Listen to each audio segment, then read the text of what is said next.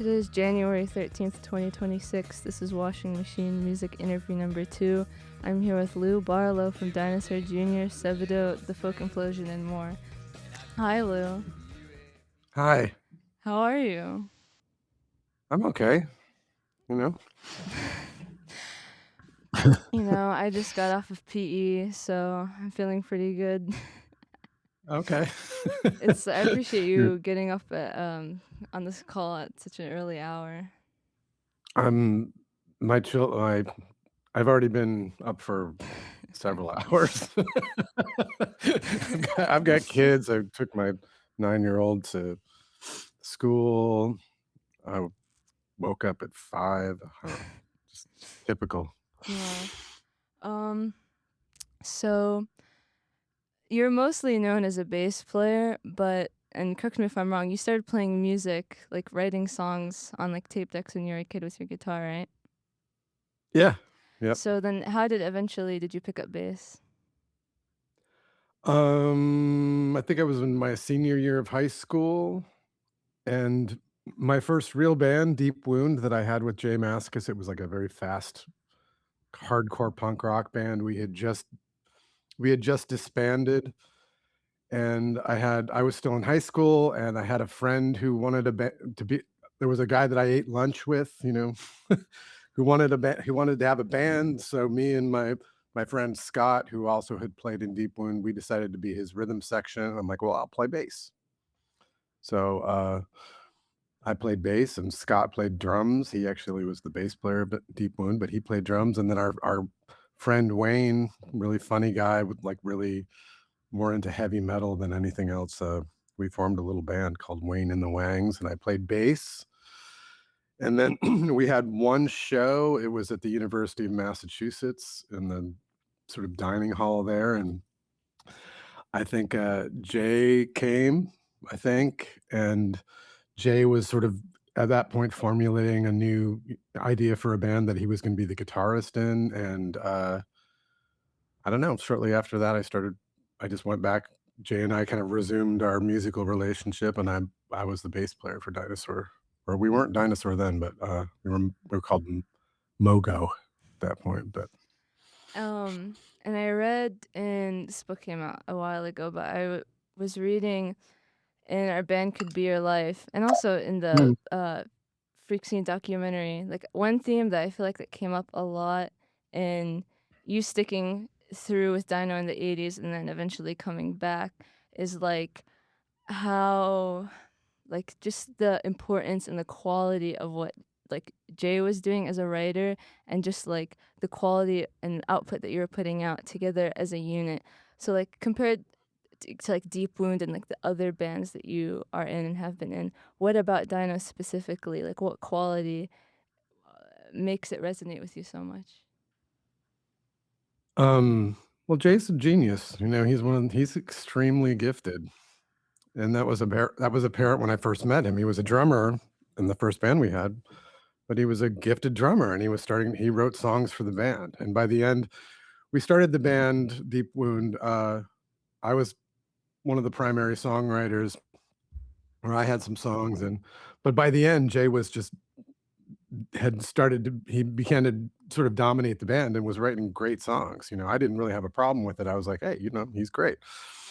The songs are great. He's got a cool look. He just really he was a real impressive figure, and he was a little was 6 months older than me, but he was, like a year ahead of me in school. Uh, I don't know. I mean, and then when he started writing songs for Dinosaur, or what became Dinosaur, the songs were astoundingly good. Mhm. So uh, yeah, and I've always I love bands, and I don't study much. I was never a student. I never went to college. So music is my passion. And, by the age of 18 and 19, I had listened to enough music and thought about it enough to understand that when you do have a chemistry, or you're in something like that that's so immediate to you, and the songs were so easy to remember, and I knew there was something to that. And was like, "Man, we're a band." We feel like a real band, Mhm. and I feel like I'm in the Ramones when I play with this band. I feel like we're doing something good. And I just at that point, I had understood that that was rare. So And Massachusetts in general, I mean, there's a big punk connection, right? Like the Stooges, obviously, Iggy Pop, and I know, your dad worked with Iggy Pop's mom, right? in Michigan, yeah. Yeah. Yep. Um, Mhm. or sorry, yeah, not Massachusetts, sorry, Michigan. Um, Well, I moved from Michigan to Massachusetts when I was 12 years old. so, So, considering the connection and, like, how yeah, I mean, associated it is with Michigan, like, how did you first discover mhm. it, and, like, what about it appealed to you? What, What just about the music, or punk rock? I mean, I didn't really discover punk until I moved to Massachusetts, and I the reason that it happened, I had a neighbor who had some sort of punk records, but then, in Massachusetts, there's a really high concentration of colleges, and especially where I lived, like, I could pick up, I mean, 10 different college radio stations as a kid, when I first moved to Massachusetts from Michigan, I've loved radio. I just loved going down the dial on the radio and finding stations, and when I did that in Massachusetts, as I started up from the left of the dial moving right, I heard the most incredible I heard the Dead Kennedys on the radio in 1980, 1981, I think, and, I just I had been I mean, classic rock was a huge thing. They weren't even calling it classic rock at that point, but I had been through the '70s and '70s pop radio, which I absolutely loved, and I love the Beatles, but but music always seemed sort of out of my reach because there was amazing thing I heard, Jimi Hendrix and the Beatles, and just the standards were so high, and the musicianship was always so, um I mean, just incredible, incredible music, musicianship, all of this stuff. It's like it didn't feel accessible to me. But when I heard punk rock, I was like, oh, this is something I could do. And I loved how punk rock really leaned into the noise of the guitar, as opposed to like a lot of notes and things. And it just was so immediate and exciting. And I felt really drawn in by it I mean, immediately. Like, I think honestly most people, like, that I know, everyone that I know who has gotten into punk can pretty much say the same thing because yeah. I got through rock through the Beatles because my family aren't really, like, totally music people, and then it Mhm. and I really dug it, but, you think the Beatles, you think David Bowie, and you're like it's like, "Oh, it's, like, magical, it's like they're from, like, Yeah. another planet," and then you get into punk Yeah. rock, and I remember discovering Discord specifically because Oh, okay. I interviewed Ian last summer, and, Oh, like cool. and it was just, like, it opened it up because you realize, like, "Oh, you can, like, do it." Like, you can literally just do it. Like, Mhm. there's no prerequisites. Mhm.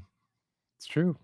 Yeah, I mean, I heard the very first on a college radio station, I heard the Teen Idles 7-inch because there was a member of one of the Discord bands that happened to be going to college in the area that I lived in, because there's a lot of these sort of upscale universities, and DC, the scene itself is like there's a lot of there was money there. I mean, Mhm. those kids had resources, I would say.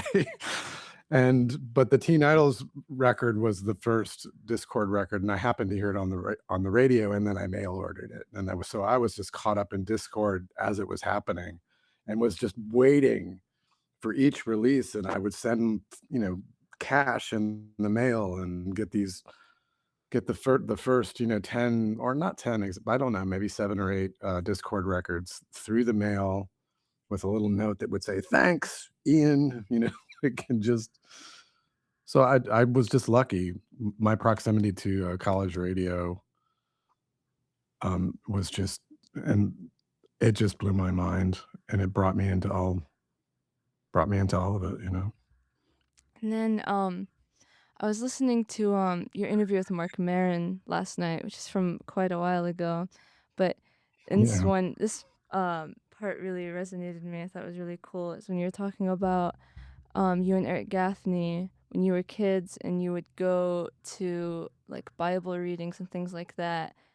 Um, Yeah. and you mentioned like offhand, and you didn't really get into it, but you're saying how like the music that you were discovering together was part of the like spiritual pursuit that you were on. Could you like Mm. elaborate on that a little bit if you remember? Um, how can I elaborate on that? It was a very short period. It was a very it was a short blip of time that uh, I think I I I don't know how do I elaborate on. I mean, it's kind of a complicated. It's. I think music seems so powerful to me, and it seems like a real spiritual vehicle. And there was also an aspect of like psychedelics. Like I was experimenting. I had taken acid for the first time, smoking weed, and um, I think my mind was just really I was kind of I almost thought music could be this gateway. Um, like a portal could open up. I felt because it felt that way when I heard the Beatles, when you heard certain Beatles songs, or you felt like, I don't know, the music could just somehow was connected to like this great mysterious force. And I think for that brief period, I mean, and I still feel this way, but that brief period, I think Eric and I were kind of looking. I don't know thinking about it now. I'm like, that's so crazy that we did that. I mean, it's kind of cool. It's kind of cool, that we did have that we were open minded enough to think about these things and to um. But yeah, I can't. That's tough to.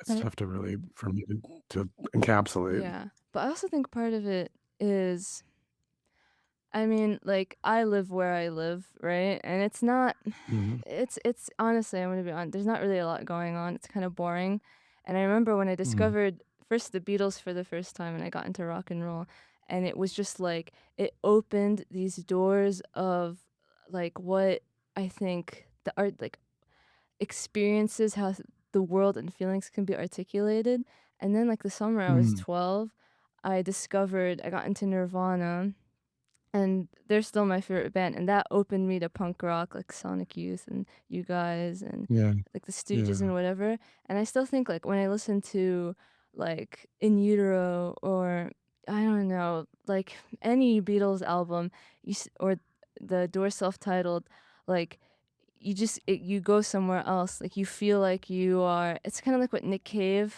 said a while ago of, like, music can kind of, like, transcend you beyond, like, the context where you're at currently. Yeah. I mean, the Doors named themselves after was it a book? The The Doors book of is Perception? yeah, Opening the Doors of Yeah, Perception. that was yeah, and they definitely had that. I mean, they were just pushing the envelope, and through the repetition and the music and you know, them jamming, improvising, and Jim Morrison just being this at that point, like a kind of a free, he was just this conduit.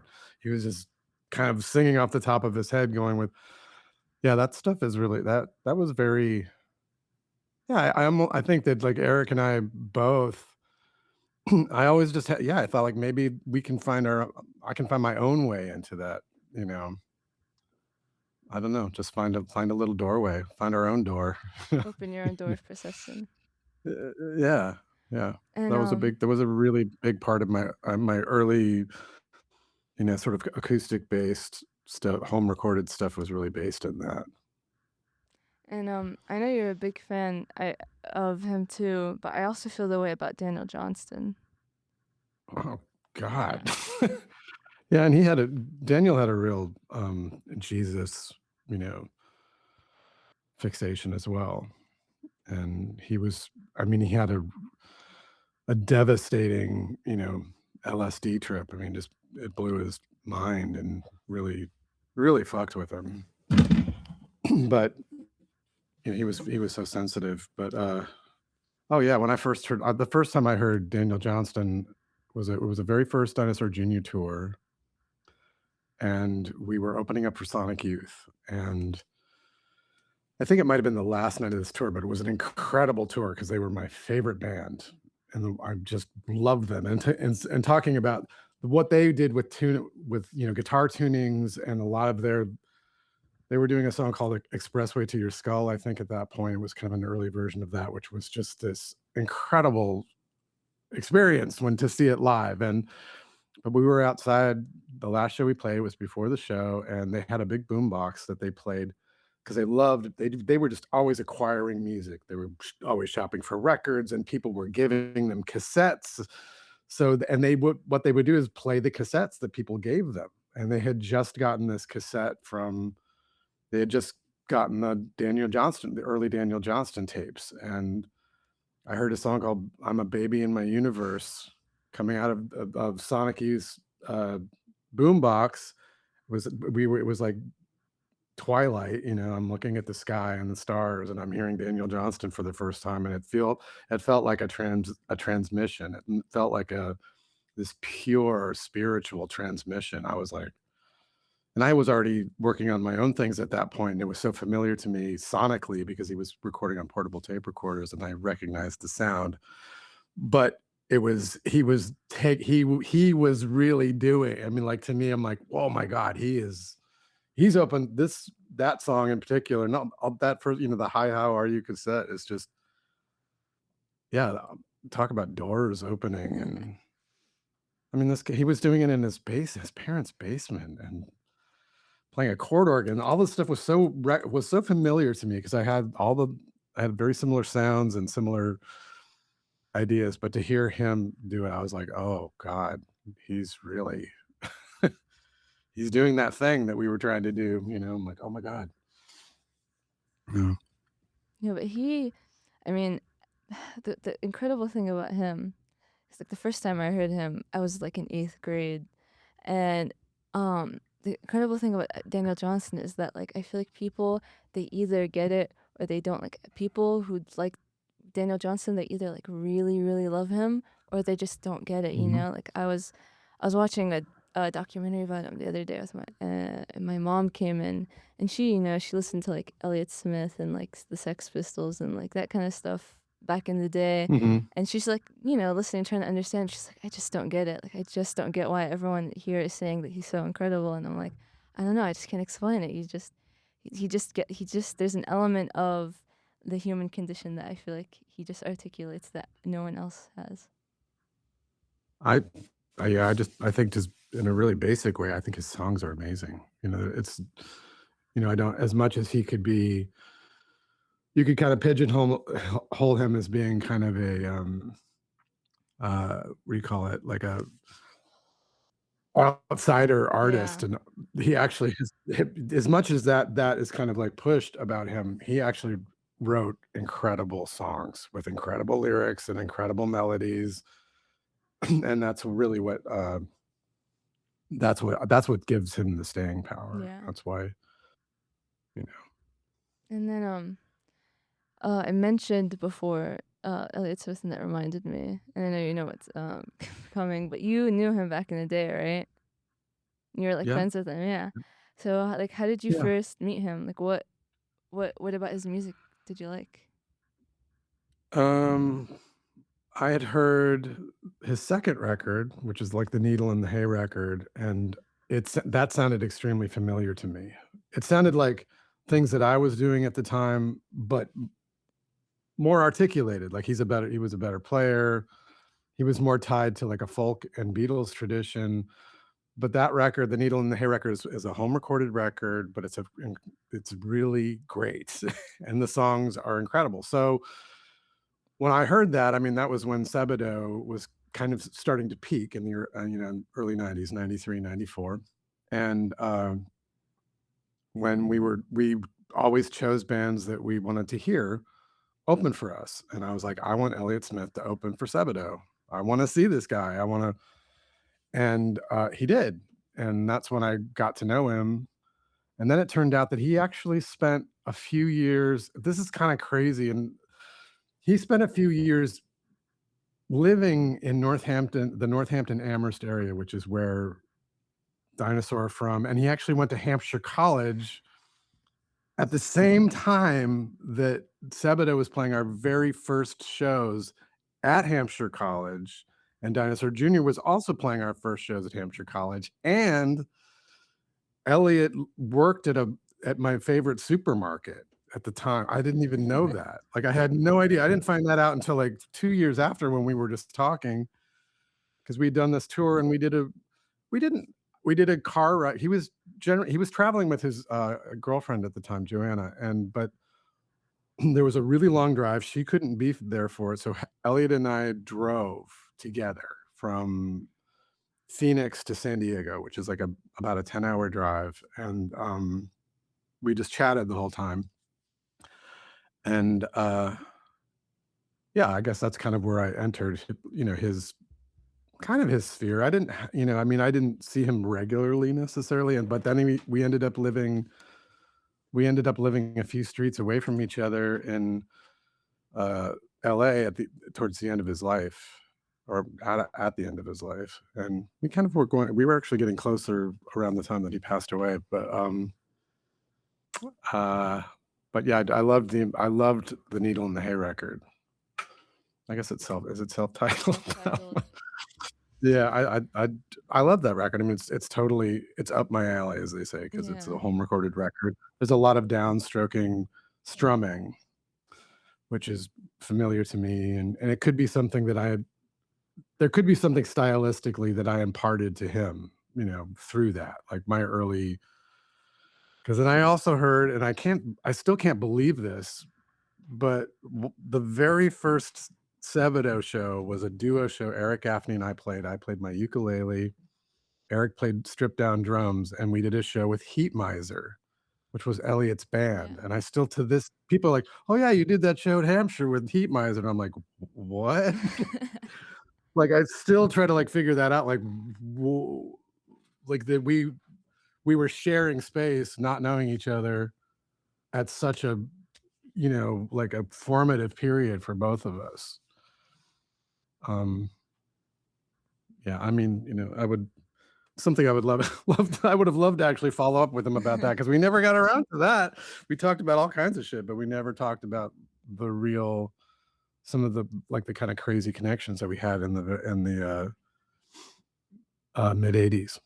So, Needle in the Hay, that was like the first, because it was through the Royal Tenenbaums. First heard it, and that was how I discovered Elliott Smith. And I yes, still bounce yep, around between like which era is my favorite, but that'll always be like my favorite song just because I feel like it's like the quintessential, like it's the lo-fi, but it's still kind of yeah, a bit complex, and it has like yeah, the very like personal but universal lyrics to it. yeah, totally, totally, and it's really well recorded. I mean, it's lo-fi, but But it's it's a perfect capture, let's put it that way. Yeah. and I don't know if you know this, but he's like really, really, really, really, really popular with like kids my age. Like I Yeah. Yeah, like, I told no, like, I told my friends, I was like, "I'm gonna talk to Lou Barlow. I'm gonna talk to the bassist from Dinosaur Jr." They're like, "What?" I'm like, "He knew Elliott Smith." I was like, "What?"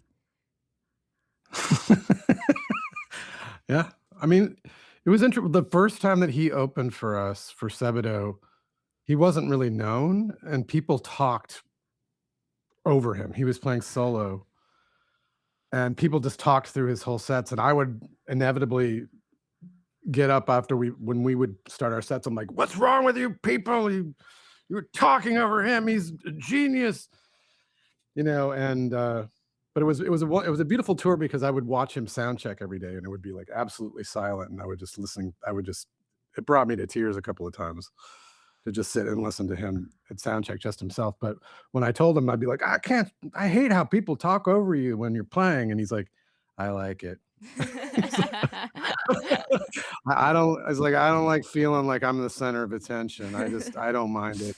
I'm like, oh, okay. Well, I guess I won't pick fights with the audience after you play, because I was just incensed that no one was listening. But then, years later, he and I, when we lived in the same neighborhood, we played some shows together, and he was not doing well, and he would play those shows, and people it was incredibly quiet, these very crowded bars, and it would be just absolutely quiet, and it was something that I was always a little jealous of. I was like, "God," because I could never quite get that kind of spell over people, and I was a little jealous of him doing that, but the last time that I saw him do it, when we did this small show at this bar and everyone was quiet, I had this realization. I was like, "We're listening because we don't know if we're gonna hear him again."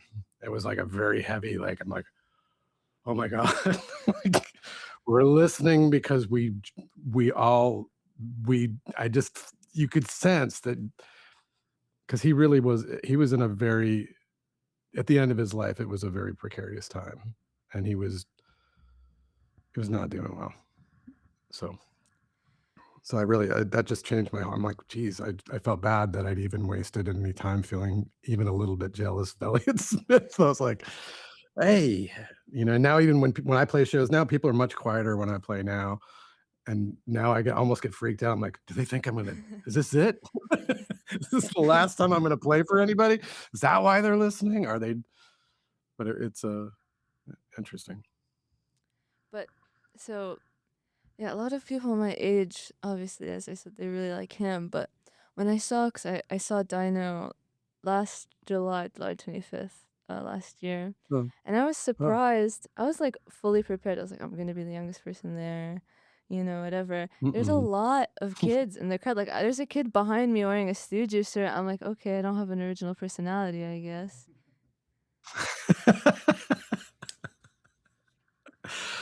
Well, I mean, no. No, but like, how does The it? kids You continue. It's fine. I mean, I was, when it's a really good thing. When I see that I mean, it's happening a bit with my solo stuff as well.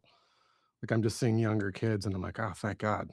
Like, because you really are I mean, the whole point, I think especially with what I do and the way that I was introduced to music, is that you're trying to pass something along.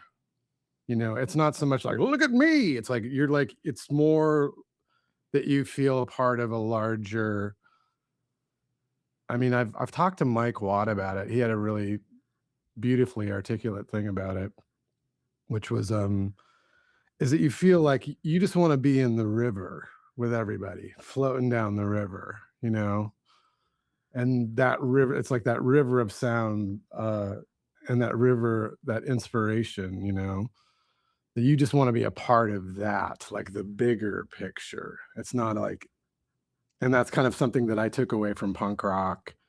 And I think it was a big part of, like, indie rock too, and even someone like Kurt Cobain felt very passionately and very uncomfortable with the idea of himself being sort of singled out, and, because he was adamant about making sure that people knew where his inspirations came from and that he was just c continuing this I think we felt a lot of us from that period that who were introduced to music through punk rock or we were empowered by it felt that we were part of a handing on this inspiration. So when kids come to the shows, I'm like, it's always cool to see, and I feel like we're inspiring them, you Mhm. know. And since creative things, creative pursuits, music can really just can really help you. And maybe that's the spiritual thing that I've sort of sort of tried to understand, but it's like you do actually it becomes part of your coping mechanism. It becomes part of what connects you to other people when you feel like you are not connected to anyone in your immediate space. You can feel connected to people through music. And I think when you're talking about passing on and inspiring, like the people coming after you, I think especially now, I think indie rock and punk rock feels extra. Honestly, the tangibility of it feels more prevalent because, Mhm. like, I like big bands. Like my first concert was the Foo Fighters, and it was a great show, and I had a great time. But Yeah. now it's like, I mean, ticket prices are like more expensive than they have been in a long time, and Yeah. And I think also with technology, things kind of become more abstracted and like less physical, and that kind of just makes everything feel less immediate. And so then, I discover punk rock, and I discover through Nirvana, Dino and Sonic Youth, and I don't know, Hole and that kind of stuff.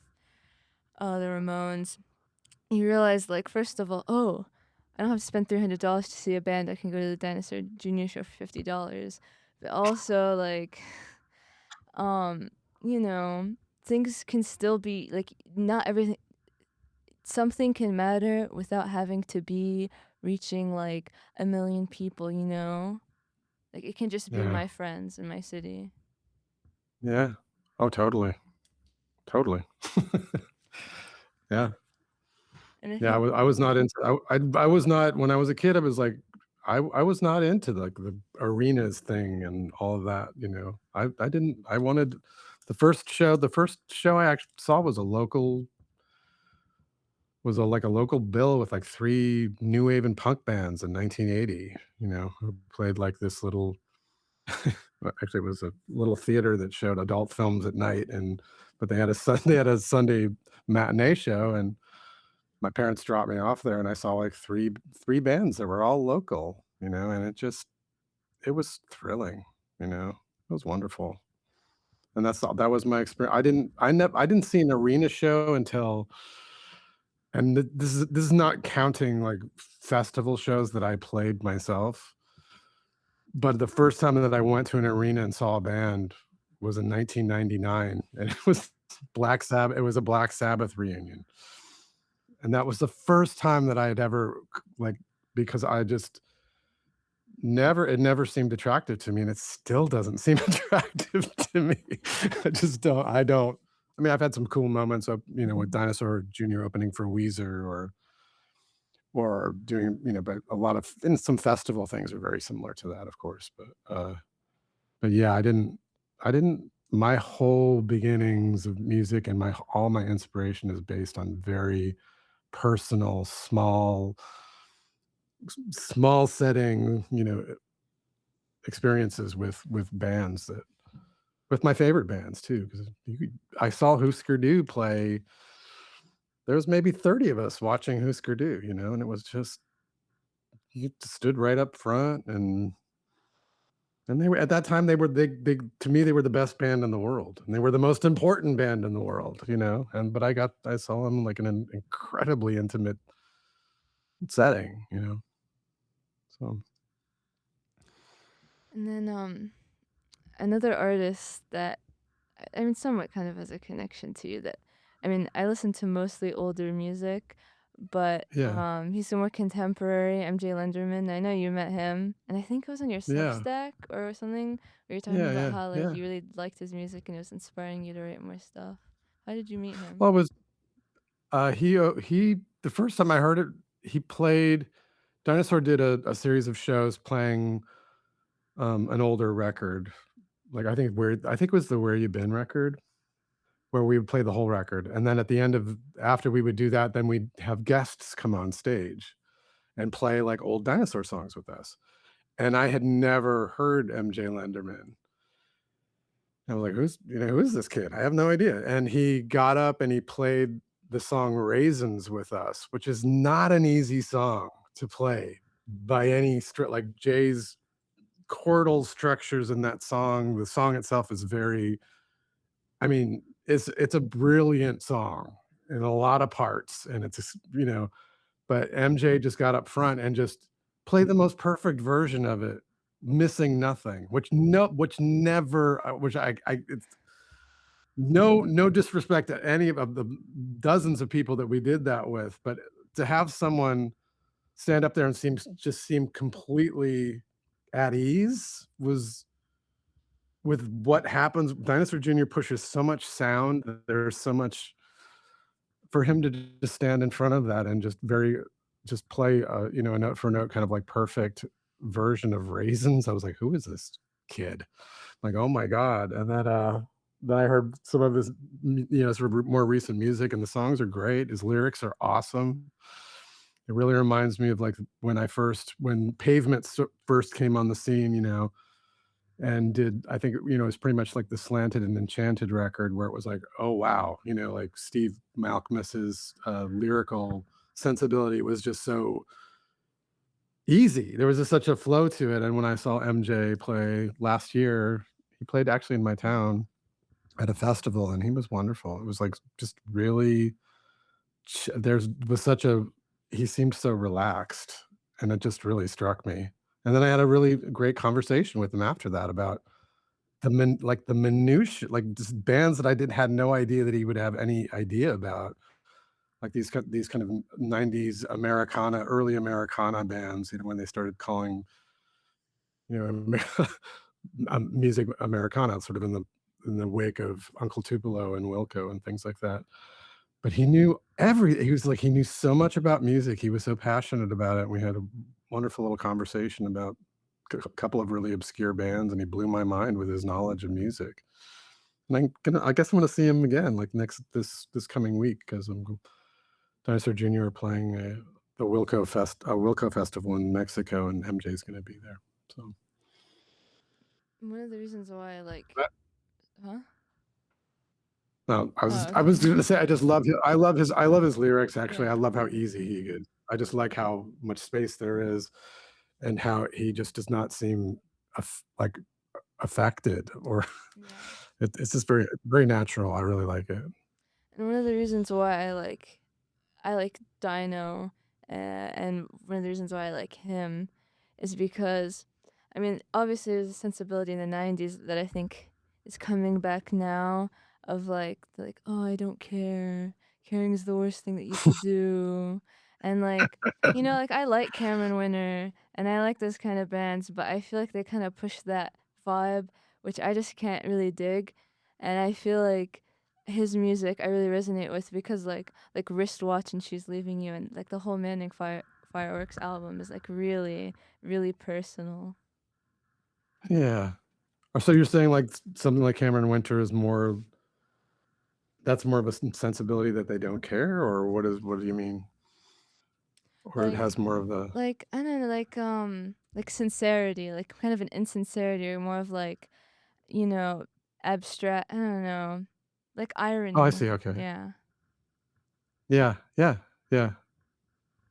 Yeah, I was yeah. I don't know, yeah. I always I gravitated to highly personal things, 'cause that's what I took away from punk rock was personal lyrics, which seems odd to say because it was such a most of it was delivered screaming and a lot of but I always what I took away from it was like sincerity, and seriousness, just like I feel like though, I mean, I think that on the surface like you'd hear maybe more quieter music and you think that's more vulnerable, but I feel like the Stooges or like even Easy Action who I saw open for you guys, I feel like yeah. is a lot more vulnerable because like I mean if you're gonna go and stand up in front of people and scream about like all the reasons why you're angry at everyone, I feel like that requires a lot more vulnerability. Interesting. Yeah, yeah. Or That's even like really I mean, I love yeah, go the ahead. first SOA EP or the Oh, only yeah. SOA EP or whatever. It sure is. No, yeah, Henry Rollins, that was his I love that I that's what I took away from all that was, personal stuff. So, trying to think of how to phrase the next question, but like, do you feel like there's a difference when playing like really loud electric music or when you're doing your solo tours acoustically? Like, there's a difference in um like the level of personalness, I guess, to the music, or is it just all the same and just in different vehicles? Oh, they're totally different. That's why I love doing both of them. Um, I think with Dinosaur Jr., I feel it's really great for me because I feel, um, like no one real it's not no one. I'm gonna say, some things that aren't gonna really, like, make sense, but I'll just say it anyway. It's like, I feel like no one's watching me when I play with Dinosaur Jr.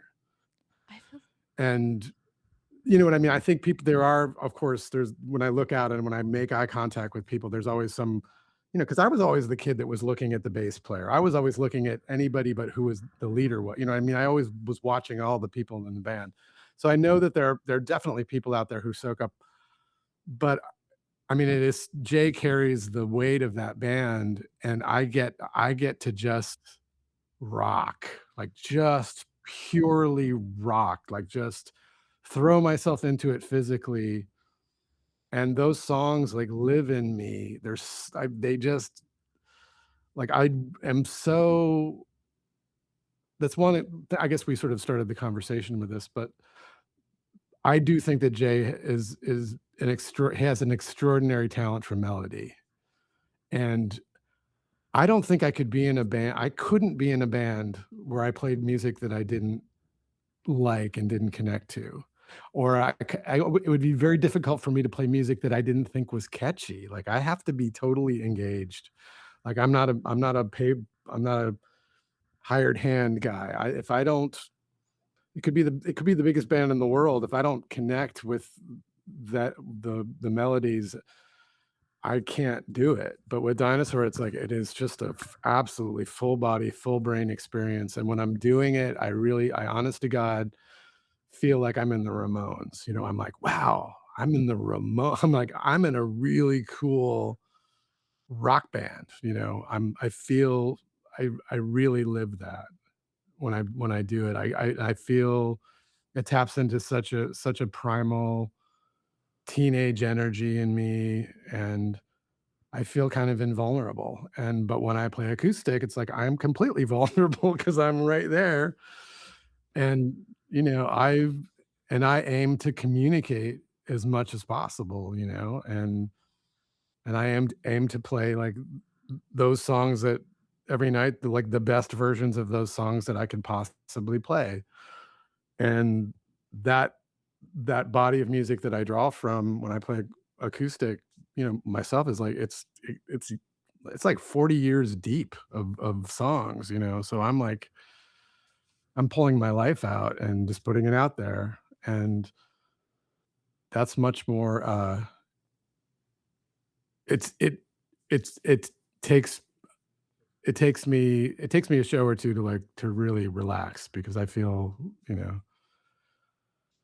but then when I do relax under that situation, it's extraordinary, and then I feel, then I do feel like I'm really connecting, like in a really personal way. So What you're saying about like a dinosaur being kind of invisible and kind of like Jay is taking the burden, I I kind of agree in the sense that like obviously melodically and like the power of his guitar really takes up a lot. But at the same time, I mhm, almost felt like 'cause Jay's obviously really quiet and Murph's behind the drums. So you're kind of mhm, like the most high energy person there and you're doing like the most interaction with the crowd. So I almost felt like you're kind of like I mean, maybe Jay's technically like the leader, quote unquote, but you're kind of like the pep mhm. guy, like cheering the band on, getting the crowd Yeah, like that's into true. the vibe. True, I'm the cheer, it's true, that's true, and the connection that I have with Murph is really intense. Like, I've played with plenty of other people and drummers but, like, he and I have a connection as a rhythm section that I can't even explain how we play together. It's something that happened between us when we were young, and we had to really connect in a really direct way to stand our ground to this, epic wall of sound that Jay was throwing out. We had to really lock in on each other and really connect. And he looks at me when we play, like he and I we're connected. But any other band that I played with, and when we've had other drummers play with us, they don't look at me, they look at Jay because but Murph and I have this very strong, we lay the bedrock of it. So I know that it's in, Oh, it's freezing.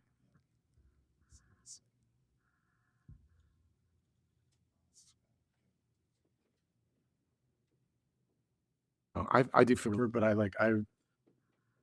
there's a part of it, I do want to like fully embody how playful and dynamic Jay's songs are.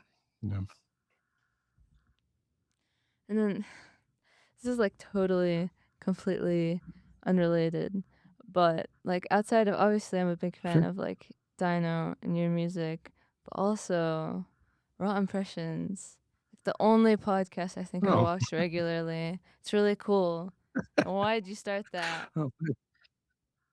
Um, my wife and I, when we first got together, she said, "Oh, we should do a podcast," which was funny. That was a long time ago. This is over 10 years ago.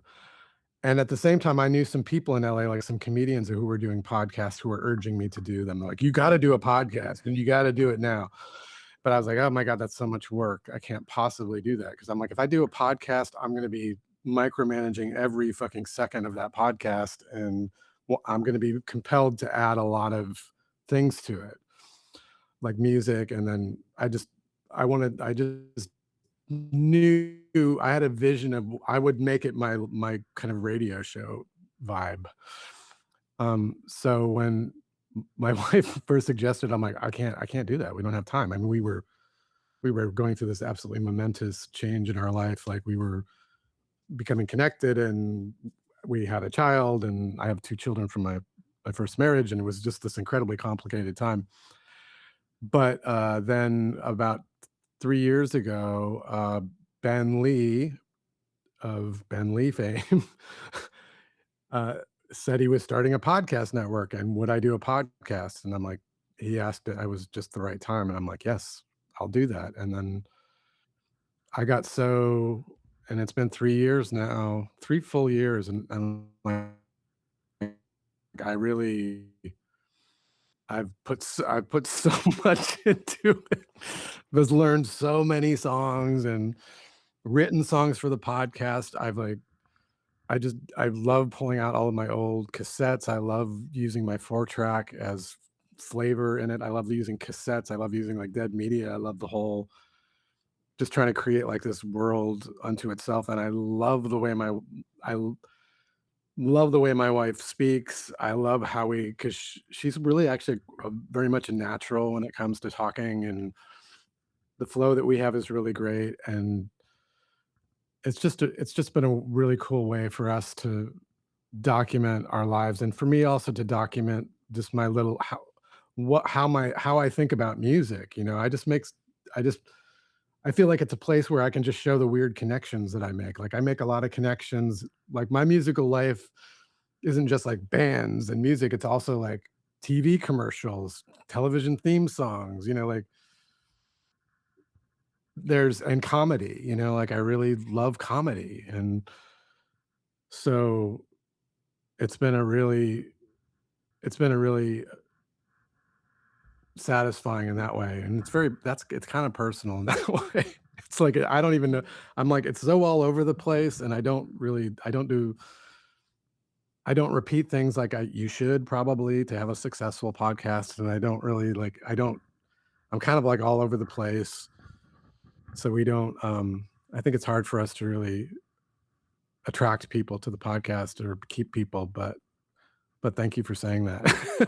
Thank you for saying you like it, 'cause it's been our passion for 3 years, so. This is probably, like, a really weird comparison, but, I'm really into, like, really old late night because I like the ritual of it, and it's more kind of personal, and I feel like your show, like, especially when you have guests on, like, Bobby Ray Jr., like, it kind of has, like, a Dick Cavett kind of vibe, which is probably not Oh, what you're that's going cool. for.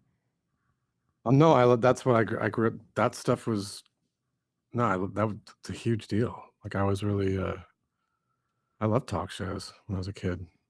I 'Cause mean, that was also some of the only ways you could hear, like, really cool music too, like, when, like, John Lydon, Johnny Rotten, he was on it. There was a late night talk show called Tom Snyder, and Johnny Rotten, when he formed PIL, he did an interview on it where he was such an asshole, it was, like, incredible, and it just blew my mind. It just blew everybody. It's a real touchstone for American, people of my vintage was seeing, someone, seeing Johnny Rotten on talk shows and just He just laughed. He just, just people that broke through the wall basically. I'm like, this is, I mean, just somehow broke beyond show business, spoke the truth. I mean, yeah, there was always, yeah, those late night shows. Oh my God. Commercials that would happen on, skit shows like Saturday Night Live and SCTV, and David Letterman was a huge deal. David Letterman was a huge deal to us. I love Letterman. Yeah, Have you seen that's cool. have you seen like the Oh, the yeah.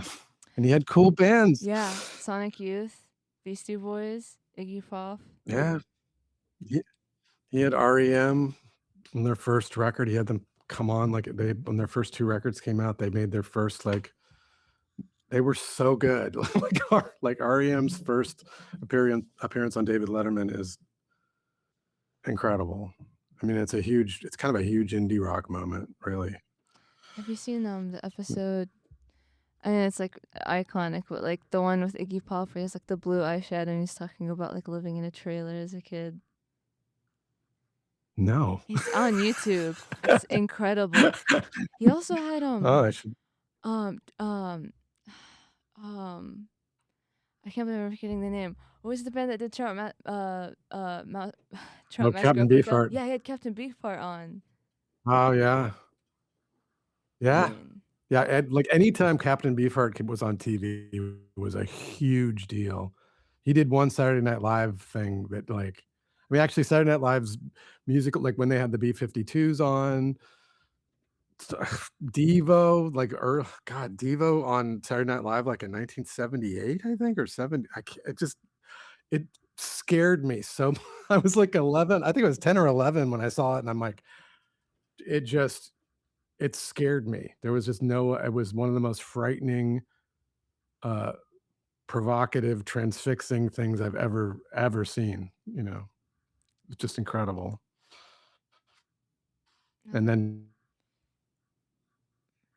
Captain Beefheart, oh my god. I can't, that's just when someone just literally takes the world and turns it upside down, you're like, "What?" Yeah. um, well, Devo, I was gonna say like, I mean, we both know they're an Ohio band. And I'm from Ohio, and I feel like Devo.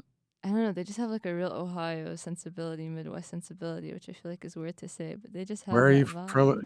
You're from Ohio? Yeah, Columbus. My dad's side of the family, originally from Palestine, but then they came to Ohio. Wow. Ah, yeah, my mom was born in Columbus. That's My I cool. was born in Dayton. Both sides of my family are totally embedded in Ohio. Like, I moved to Michigan from my dad was the first person to move outside of Ohio in his family, and we moved to Michigan. Yeah, very, very Ohio. A lot of Ohio in me. Oh, Well, my friend, one of my best friends, who also came to the same Dino show as me last summer, she's really into like the local music scene there. And Ohio right now is having a real moment with hardcore, I feel like. is it? Yeah. Oh, wow. Oh, cool. Um, Yeah. we're about to reach the 1 hour mark, and Google Meets has like Okay, a 1 hour limit. But it okay. was really, really cool talking to you, and just thanks Yeah, for making time to be here. It was really awesome. no worries. Well, thanks for talking to me too. Thanks. Well, hopefully we'll see you later. Bye.